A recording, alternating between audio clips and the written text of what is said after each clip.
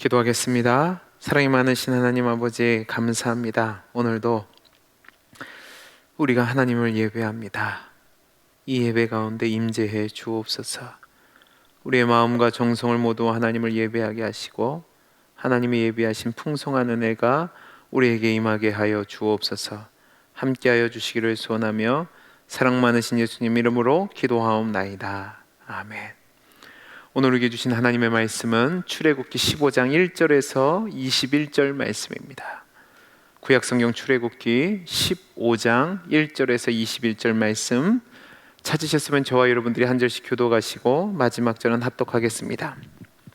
이때 모세와 이스라엘 자손이 이 노래로 여호와께 노래하니 일렀으되 내가 여호와를 찬송하리니 그는 높고 영화로우시며 말과 그 탄자를 바다에 던지셨음이로다.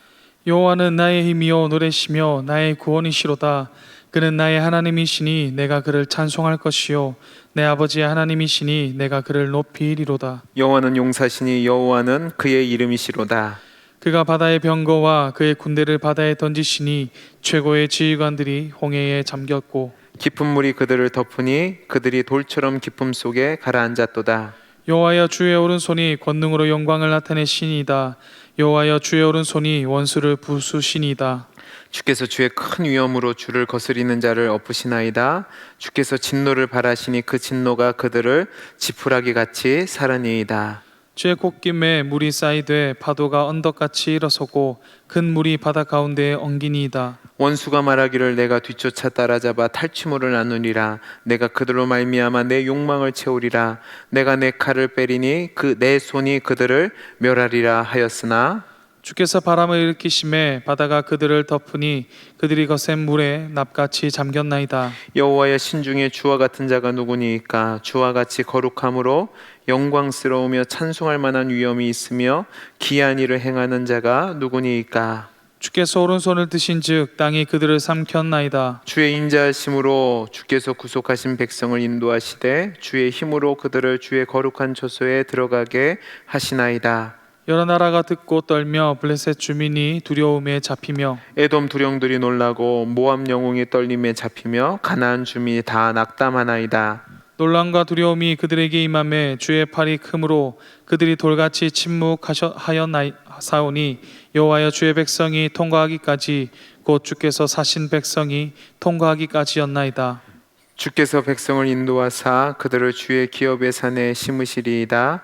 여호와여 이는 주의 처소를 삼으시려고 예비하신 것이라. 주여 이것이 주의 손으로 세우신 성소로소이다. 여호와께서 영원 무궁하도록 다스리시로다 하였더라. 바로의 말과 병거와 마병이 함께 바다에 들어가매 여호와께서 바닷물을 그들 위에 되돌려 흐르게 하셨으나 이스라엘 자손은 바다 가운데서 마른 땅으로 지나간지라. 아론의 누이 선지자 미리암이 손에 소고를 잡음에 모든 여인도 그를 따라 나오며 소고를 잡고 춤추니 같이 읽습니다. 미리암이 그들에게 화답하여 이르되 너희는 여호와를 찬송하라. 그는 높고 영화로우시며 말과 그 탄자를 바다에 던지셨음이로다 하였더라. 아멘. 우리는 올해 4월 새벽 기도회 때 출애굽기 1장에서 14장까지 내용을 가지고 말씀을 나눴습니다. 이제 오늘부터 10월 마지막까지 출애굽기 15장부터 40장까지의 내용을 살펴볼 것입니다. 앞선 1장에서 14장까지의 내용을 잠시 말씀을 드리면 애굽에서 430년간 종살이를 하던 이스라엘 백성이 아무런 소망과 희망 없이 절망 중에 종살이를 하고 있었는데 하나님께서 정하신 때가 되자 그들의 소리를 들으시고 당신이 택하시고 준비하신 모세를 부르셔서 사명을 주시고 다시 애굽으로 보내십니다. 그리고 그 모세를 통해서 10가지 재앙을 내려서 결국은 그 완악한 바로의 마음을 돌이켜서 이스라엘 백성을 출애굽시키셨습니다. 놀라운 그 구원의 은혜를 경험하고 출애굽하게 된 이스라엘 백성은 홍해 앞에 도달하게 되었는데 이때 앞에는 홍해 바다를 두고 있었고 양쪽에는 산을 두고 있었는데 뒤에 바로의 군대가 쫓아온다는 소식을 듣고 자신들이 죽게 되었다고 울부짖는 상황이 이르게 됩니다. 이때 하나님께서는 모세를 통해서 홍해를 가르시고 그들로 하여금 홍해를 마른 땅으로 걷게 하셨고 애굽의 모든 군대는 그 홍해에 수장을 시키셨습니다. 이 홍해 사건을 체험한 이스라엘 백성들이 감사 찬양을 드리는 내용이 오늘 저와 여러분이 읽은 15장 1절부터 21절 말씀입니다. 여러분 한번 생각해 보십시오. 도간에 든 주의 모습처럼 사면 초과의 상황이었습니다. 그런데 하나님의 은혜를 주셔서 드넓은 바다가 갈라졌습니다. 바닷물이 기둥을 이루고 있었고 메마른 땅을 수백만의 이스라엘 백성들이 무사히 건너게 됐습니다. 반면 기세등등하게 추격해오던 원수 애굽인들이 그 기둥을 이루고 있던 그 바닷물이 일거에 합쳐짐으로 말미암아 모든 군대가 홍해 깊은 바닷속에 수장됐습니다. 이 웅대하고 놀라운 구원의 은혜를 입은 이스라엘 백성들, 그 체험을 한 뒤에 자연스럽게 나오게 되는 것이 무엇이냐면 감사의 찬양과 노래와 춤인 겁니다. 그게 오늘 본문의 내용인 거죠. 오늘 본문은 크게 두 부분으로 나눌 수 있습니다. 먼저 1절에서 18절까지 말씀이 모세의 노래입니다. 이 모세의 노래도 살펴보시면 세 개의 부분으로 나눌 수 있습니다. 먼저 1절에서 3절까지 말씀은 서론 부분으로 후에 전개될 찬양 노래의 때와 부르니, 그리고 그 대상을 밝힌 후에 우선 말과 그 탄자들을 바다에 던지심으로 자신들에게 구원을 주신 여호와 하나님에 대한 찬양의 열정을 노래하고 있습니다. 다음으로 4절에서 12절까지 말씀이 홍해 사건을 구체적으로 세부 묘사하면서 그 홍해 사건의 감격을 되새기고 있습니다. 여러분, 애국 군대가 홍해에 수장된 사건은 하나님이 행하신 위대한 군사적 승리입니다. 하나님은 당대 최고의 강대국이었던 애굽의 바로와 그의 군대들을 깊은 물, 곧 바다에 집어 던지셨습니다. 이 일을 통해서 하나님은 당신의 약속을 이루셨고 대적들을 멸하심으로 말미암아 그분의 백성들을 보호하신다는 사실을 깨닫게 하셨습니다. 특별히 여러분, 이때 우리가 잘 알고 있는 것처럼 이스라엘 백성들은 홍해를 마른 땅으로 통과했습니다. 여러분, 이때 바닷물을 갈라놓은 것에 대해서 모세는 뭐라고 표현하냐면 하나님의 콧김이라는 표현을 사용합니다. 이것은 하나님이 물을 가르시기 위해서 보낸 동풍에 대한 신인 동영론적인 표현입니다. 바로와 애굽 군대는 이스라엘의 대장제신 여호와 하나님께서 그분이 구속하신 자들을 가나안 땅으로 인도하시겠다고 약속하셨음에도 불구하고 자신들의 군사력으로 하나님의 의도를 거스릴 수 있을 것이라고 여겨서 이스라엘 백성을 뒤쫓았습니다. 그리고 홍해 안까지 들어왔습니다. 승리를 호언장담했습니다.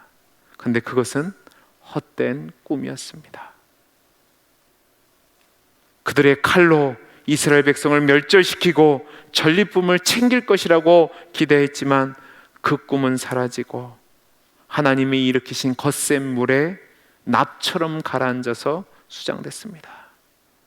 이것을 통해서 모세는 11절 말씀에 뭐라고 얘기하냐면 신중에 누가 주와 같은 자가 있습니까?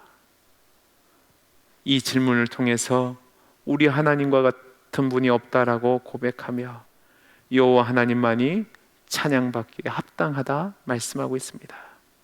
그리고 세 번째 단락은 13절에서 18절까지 말씀인데 모세는 이 사건을 통해서 더 나아가서 하나님께서 홍해 사건으로 그치지 않고 세계 만민이 두려워 떨며 지켜보는 가운데 이스라엘 백성을 하나님이 예비하신 약속의 땅, 그 가나안 땅으로 인도하여서 영원히 다스리실 것이라는 미래의 소망을 믿음으로 노래하고 있습니다. 이것이 첫째 단락이고요. 두 번째 단락은 19절에서 21절까지 말씀인데, 여기서는 미리암과 여인들의 춤과 노래를 이야기하고 있습니다. 여러분, 여기서 나오는 미리암이 누구냐? 모세의 누이로서 여선지자로 불리우는 인물입니다. 이 단락에서 바로와 애국 군대가 모두 홍해에 수장된 데 반해서 이스라엘 백성은 그 바다를 마른 땅으로 걸은 것에 대해서 다시 한번 상기시키고, 그 놀라운 일을 직접 눈으로 목도한 자로서 기쁨과 감격에 소고를 치고 노래를 하니까 모든 여인들이 함께 소고를 잡고 춤을 추면서 부른 노래를 짧게 기록하고 있습니다. 이것이 오늘 우리가 읽은 말씀의 내용인데, 이 말씀을 통해서 오늘 함께 교훈 얻기를 원하는 것이 있습니다.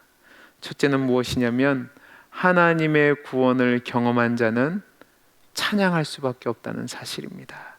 우리 오늘 말씀 1절과 2절, 19절, 20절 말씀을 같이 한번 읽어보겠습니다. 1절, 2절입니다. 시작.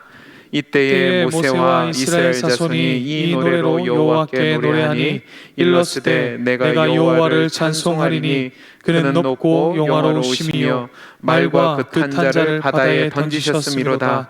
여호와는 나의 힘이요 노래시며 나의 구원이시로다. 그는 나의 하나님이시니 내가 그를 찬송할 것이요 내 아버지의 하나님이시니 내가 그를 높이리로다. 19절입니다. 바로의 말과 병거와 마병이 함께 바다에 들어가매 여호와께서 바닷물을 그들 위에 되돌려 흐르게 하셨으나 이스라엘 자손은 바다 가운데서 마른 땅으로 지나간지라. 아론의 누이 선지자 미리암이 손에 소고를 잡음에 모든 여인도 그를 따라 나오며 소고를 잡고 춤추니. 아멘. 자, 오늘 말씀은 1절에서 18절까지가 모세의 노래고 19절에서 21절까지가 미리암의 노래라고 말씀을 드렸습니다. 모세의 노래는 가만히 보시면 하나님의 탁월하심과 인자하심을 찬양하는 반면, 미리암의 노래는 원수가 패배한 것에 초점을 맞추어서 찬양하고 있습니다. 여러분, 이들이 언제 이렇게 찬양을 불렀죠?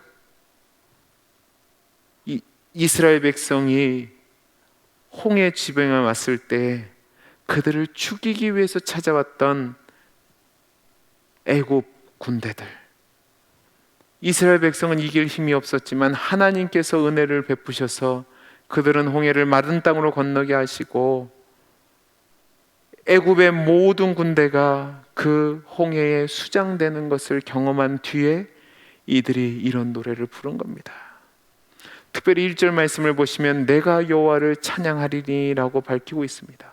왜 모세가 내가 여호와를 찬양한다고 밝힐까요? 그것은 뭐냐면 그 하나님의 놀랍고 큰 구원의 은혜를 체험한 사람이라는 것을 강조하기 위해서 이렇게 기록한 겁니다.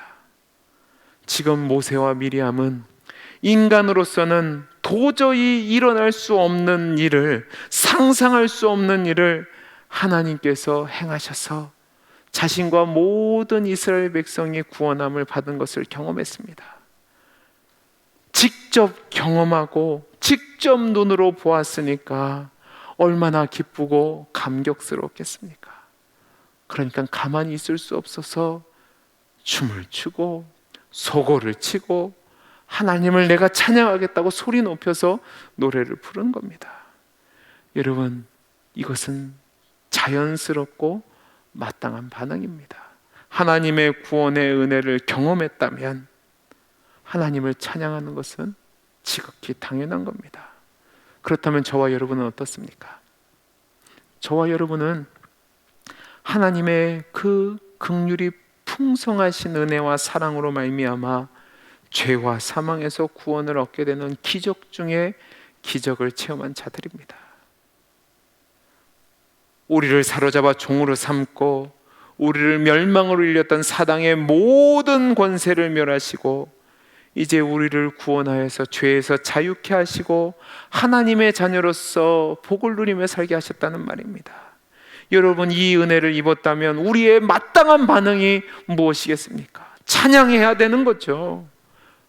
모세의, 미리암의 그 홍해의 기적을 노래한 것은 우리가 얻은 구원의 기적에 비하면 아무것도 아니라는 사실을 기억하셔야 됩니다. 홍해의 기적은 창조주께서 피조물을 이용해서 구원하신 겁니다. 그러나 우리를 구원하신 기적은 창조주 하나님이 창조자와 피조물의 관계를 뛰어넘어서 직접 스스로 자신을 인간으로 삼아서 죽게 하심으로 말미암아 그 구원을 이루셨다는 말입니다. 여러분, 그 구원의 은혜를 우리가 어떻게 보답할 수 있을까요? 그 구원의 은혜를 입은 자로서 우리의 마땅한 반응이 무엇일까요? 아무리 소리 높여 찬양해도, 아무리 춤을 추며 감사해도 다 할 수 없는 거죠. 근데 여러분은 진짜로 찬양하는 삶을 살고 계십니까?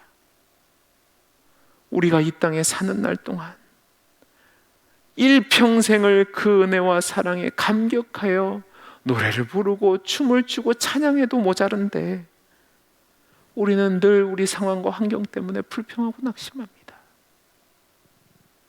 저는 저와 여러분들이 하나님이 베풀어 주신 이 구원의 은혜에 대해서 마땅한 감사와 감격과 찬양을 날마다 우리 삶 가운데 드러내는 복된 인생이 되기를 간절히 소원합니다. 두 번째로, 오늘 말씀을 보면 하나님 앞에서 인간의 힘과 능력은 참으로 아무것도 아닌 가소로운 것이라는 사실입니다. 우리 오늘 말씀 4절에서 7절 말씀 같이 읽겠습니다. 시작. 그가 바로의 병거와 그의 군대를 바다에 던지시니 최고의 지휘관들이 홍해에 잠겼고 깊은 물이 그들을 덮으니 그들이 돌처럼 깊은 속에 가라앉았도다. 여호와여, 주의 오른손이 권능으로 영광을 나타내시나이다. 여호와여, 주의 오른손이 원수를 부수시니이다. 주께서 주의 큰 위엄으로 주를 거스리는 자를 엎으시나이다. 주께서 진노를 바라시니 그 진노가 그들을 지푸라기 같이 살아내이다. 아멘. 여러분, 당시 최고의 강대국이 애굽입니다. 태양 신호로 여겨졌던 자가 바로입니다. 당연히 그의 병거와 군대들도 최강의 전력이겠죠. 근데 하나님이 그 바로와 그의 병거와 그의 군대를 바다에 던졌다고 말씀합니다. 그리고 지푸라기 같이 살은다고 말씀하고 있습니다. 이 얘기가 뭔지 아십니까? 하나님의 능력에 비하면 당대 최고의 막강한 힘을 가진 애굽이라 할지라도, 그 왕이라 할지라도 아무것도 아니라는 말입니다. 여러분, 비슷한 사람은 집어던지지 못합니다. 작으니까 집어던지는 거죠. 인간의 눈에 천하무적이었던 애국 군대는 하나님의 크신 능력 앞에서는 던져짐을 당하고 처절하게 파멸을 당하고 지푸라기 같이 태워짐을 당합니다. 이 얘기는 무엇이냐면 인간의 능력이 아무리 강할지라도 하나님 앞에서는 아무것도 아니라는 겁니다. 그런데도 인간은 늘 교만하여서 자신의 능력을 과시하면서 하나님을 대적하며 하나님을 이길 수 있다고 생각합니다. 그래서 결국은 몰락의 길로 가죠. 아담과 하와가 그러했고, 바벨탑 사건이 그러했고, 이스라엘 백성이 그러했고, 바벨론의 느부갓네살이 그러했고, 열방의 나라들이 그러했습니다. 그리고 지금 이 시대와 이 문화들을 보면 똑같은 길을 가고 있습니다. 사랑하는 성도 여러분, 하나님 앞에서 교만은 패망의 선봉입니다. 하나님 앞에 아무리 강력한 힘을 가졌다 해도 아무것도 아니라는 사실을 기억하시기 바랍니다. 오직 겸손한 자만이 하나님의 은혜를 입을 수 있습니다. 저는 저와 여러분들이 하나님 앞에서 우리의 연약함과 모자람과 부족함을 깨닫고 겸손하게 하나님의 은혜를 구할 수 있기를 간절히 소원합니다. 진정으로 하나님을 경외함으로, 겸손히 하나님의 은혜를 구함으로 말미암아 하나님이 주신 구원의 은혜를 받고 늘 그 구원의 은혜 가운데 하나님을 찬양하는 복된 인생을 사는 저와 여러분이 되기를 간절히 소원합니다. 기도하겠습니다. 세상이 아무리 하나님 앞에서 강력하다 할지라도 아무것도 아님을 깨닫게 됩니다. 하나님, 우리를 겸손케 해 주옵소서. 우리가 진정으로 두려워하고 경외될 대상은 하나님뿐입니다. 그 하나님 앞에서 겸손히 하나님을 믿고 따르며 하나님이 베푸신 그 구원의 은혜를 감사하며 찬양함으로 말미암아 하나님이 주신 복을 누리며 살아가는 복된 인생이 되게 해 주옵소서. 은혜 주시기를 소원하며 사랑 많으신 예수님 이름으로 기도하옵나이다. 아멘.